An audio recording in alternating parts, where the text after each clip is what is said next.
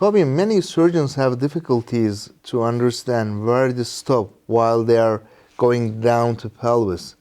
Could you please define where should we stop on the anterior plane, on the lateral planes, on the posterior plane while planning to do extra-levator abdominoperineal excision? This is a very good point because it's extremely important that you stop at the right level.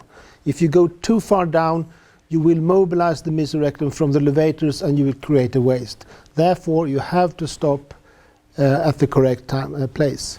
And in the front, you should stop just below the vesicles in the men and just below the peritoneal reflection in a woman. Laterally, you should identify the inferior hypogastric plexus and stop just below that.